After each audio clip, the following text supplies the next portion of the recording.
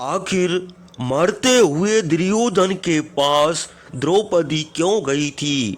एक रात्रि शीतल, नीरव और चांदनी से भरी।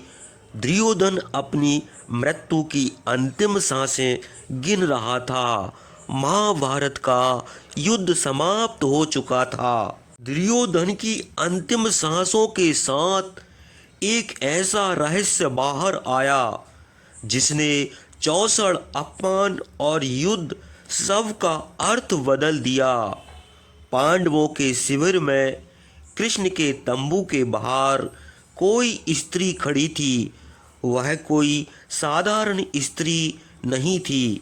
यह थी पांचाल की राजकुमारी, पांडवों की पत्नी और युगों के अन्याय की साक्षी द्रौपदी।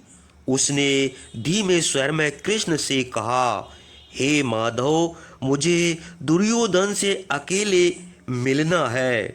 कृष्ण चौंके, बोले, वही जिसने तुम्हें भरी सभा में अपमानित किया था।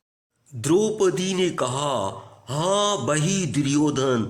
परंतु मेरे हृदय में कुछ प्रश्न है जो केवल वही दुर्योधन उत्तर दे सकता है, और उसकी मृत्यु से पहले मैं अपने प्रश्नों का उत्तर जानना चाहती हूँ। कृष्ण कुछ क्षण शांत रहे, फिर मुस्कुराए। जाओ द्रौपदी, लेकिन जान लो, जो उत्तर वहां मिलेंगे वे तुम्हें बदल सकते हैं। रात्रि का तृतीय पहर था। दुर्योधन अपनी अंतिम सांसें ले रहा था, परंतु उसके भीतर द्वंद युद्ध चल रहा था। तभी द्वारपाल ने सूचना दी, महारथी, पांडवों की पत्नी द्रौपदी आपसे मिलना चाहती है। यह सुनकर दुर्योधन स्तब्ध रह गया। एक क्षण को लगा जैसे अतीत ने वर्तमान से हाथ मिला लिया हो। उसने धीरे से कहा, आने दो। और द्रौपदी आई। उसकी आंखों में क्रोध नहीं था, घृणा भी नहीं। वह शून्य था जो बरसों के अपमान, तिरस्कार और मौन के बाद जन्म लेता है। कुछ पल तक वह मौन रही और फिर वह बोली, दुर्योधन, तुमने मुझे अपमानित किया था। क्या मेरी मर्यादा इतनी छोटी थी कि सभा में मेरी अस्मिता का चीरहरण होता रहा और तुम उस पर हंसते रहे? दुर्योधन की दृष्टि नीचे झुक गई। उसका गला रुंध गया। हाँ, किया था, लेकिन वह मेरे शब्द नहीं थे, वह मेरा आहित आत्मसम्मान था। उस दिन तुमने सबके सामने मुझे अंधे का पुत्र अंधा कहकर अपमानित किया था। मैं भी उसी चोट से घायल था। द्रौपदी, मेरा वह अपराध मेरे जीवन का सबसे बड़ा कलंक है। द्रौपदी की आंखें भर आईं। उसने कहा, दुर्योधन, अगर मैंने तुम्हें उस दिन उन शब्दों का प्रयोग न किया होता तो आज सब कुछ अलग होता। दुर्योधन की आंखें नीली रात में जलने लगीं। हाँ, बहुत कुछ अलग होता। शायद यह युद्ध न होता, शायद मैं अधर्म के पक्ष में ना खड़ा होता। आज कौरव वंश का विनाश नहीं होता, हस्तिनापुर में खून की नदियां ना बह रही होती। द्रौपदी मौन थी। फिर उसने पूछा, दुर्योधन, क्या आज भी तुम मुझे उसी नजर से देखते हो? दुर्योधन ने उत्तर दिया, नहीं द्रौपदी, अब मैं तुम्हें उस स्त्री की नजर से देखता हूं जिसके आंसू ने मेरे आत्मा को जलाया है। मैं हर रात अपने उस अपराध को याद करता हूँ। मैं कौरवों का ज्येष्ठ होकर भी अपने कर्मों से कलंकित हूँ। द्रौपदी के चेहरे पर करुणा फैल गई। दुर्योधन के नेत्रों में पश्चाताप की अग्नि दधक उठी। उसने द्रौपदी के सामने मस्तक झुका दिया। द्रौपदी, इस जीवन के अंतिम समय में अगर मुझे मृत्यु से पहले कुछ मांगने का अधिकार मिले तो मैं यही मांगूंगा कि तुम मुझे क्षमा कर दो। द्रौपदी ने उत्तर दिया, तुम्हें क्षमा करना केवल मेरा अधिकार नहीं, यह उन सब स्त्रियों का अधिकार है जो आज भी समाज में किसी सभा में अपमानित हो रही हैं, किंतु अभी क्षमा मांगने की कोई जरूरत नहीं है। अब सब कुछ समाप्त हो चुका है। दुर्योधन ने उत्तर दिया, अब बहुत देर हो चुकी है द्रौपदी, अब मैं अपनी मृत्यु के बहुत करीब आ चुका हूँ, परंतु हस्तिनापुर का पतन मेरे भीतर नहीं, मेरे मामा शकुनी के हृदय में जन्मा था। द्रौपदी चौंक गई। मामा शकुनी? दुर्योधन बोला, हाँ, जिस चौसड़ के खेल में हमने तुम्हें जीता था वह खेल धर्म से नहीं छल से खेला गया था। जिन पासों से वह खेल खेला गया था वह साधारण फांसे नहीं थे।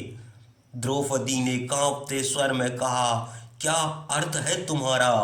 दुर्योधन ने उत्तर देते हुए कहा, मामा शकुनी के पूरे परिवार की हड्डियों से बने थे। गांधार राज का परिवार हस्तिनापुर द्वारा कैद किया गया। उन्हें तलवार से नहीं, भूख से मारा गया। केवल शकुनी को जीवित छोड़ा गया ताकि वह सब देखे। मरते समय उसके पिता ने बदले की प्रतिज्ञा दी। परिवार की हड्डियों से पांसे बनवाए गए। वे पांसे केवल शकुनी की इच्छा पर चलते थे। इसके बाद द्रौपदी वापस चली आती है और फिर से श्री कृष्ण के पास जाती है। द्रौपदी ने कहा, श्री कृष्ण, आज कुरुक्षेत्र में दुर्योधन ने जो सच बताया उसने मेरे मन को हिला दिया। जिस अधर्म को मैं केवल कौरवों का अहंकार समझती रही, उसके पीछे बदले की एक पूरी आग जल रही थी। शकुनी, उसके परिवार की भूख, उसकी हड्डियों से बने पांसे। तो क्या यह युद्ध पहले ही लिखा जा चुका था?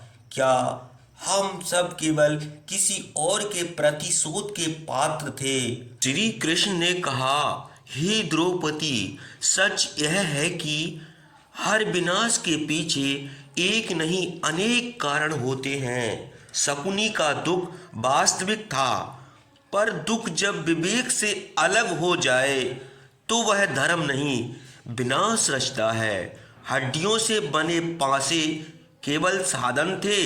विनाश तब शुरू हुआ जब मनुष्यों ने अपने विवेक को त्याग दिया। द्रौपदी ने कहा, परंतु केशव, यदि खेल ही छल भरा था, यदि मेरी हार से पहले तय थी, तो क्या मेरा अपमान भी भाग्य था? क्या स्त्री का अपमान भी किसी बदले की कीमत हो सकती है? श्री कृष्ण ने कहा, नहीं द्रौपदी, भाग्य कभी अधर्म का आदेश नहीं देता। अपमान हुआ क्योंकि सभासद मौन रहे। राजा ने आंखें मूंद लीं और वीरों ने सुविधा को धर्म से ऊपर रखा। शकुनी ने बीज बोया पर उसे पनपने दिया हस्तिनापुर की कायरता ने। द्रौपदी ने कहा, तो दोष किसका था माधव? शकुनी का, दुर्योधन का, या उस सभा का जिसने मुझे वस्तु समझा? श्री कृष्ण ने कहा, दोष उसका होता है जो सत्य जानकर भी चुप रहे। शकुनी ने बदला चुना, दुर्योधन ने अहंकार चुना और सभा ने मौन चुना। तीनों ने मिलकर युद्ध को जन्म दिया। द्रौपदी ने कहा, तो यह विनाश आवश्यक था? श्री कृष्ण ने कहा, आवश्यक नहीं, अप्रहार हो गया था। जब अधर्म पीढ़ियों तक जमा हो जाए तो उसका अंत संघर्ष के बिना नहीं होता। कुरुक्षेत्र केवल युद्ध भूमि नहीं थी, वह अधर्म की अंतिम परीक्षा थी। द्रौपदी ने कहा, और स्त्रियां केशव जिनका कोई अपराध नहीं था। श्री कृष्ण ने कहा, स्त्रियां कभी युद्ध नहीं करती। द्रौपदी ने इतिहास को मौन में ढकेलती रहीं। तुम्हारा अपमान इस युद्ध का कारण नहीं था, पर वह उसका सबसे बड़ा प्रमाण था कि विनाश अब टल नहीं सकता। द्रौपदी ने कहा, आज दुर्योधन मर गया, शकुन भी मिट गया, पर मन फिर भी भारी है। श्री कृष्ण ने कहा, क्योंकि सत्य जानना शांति नहीं देता, वह केवल दृष्टि देता है। जब तुम्हारा दुख नहीं, तुम्हारी समझ आने वाले युगों का मार्ग बनेगी।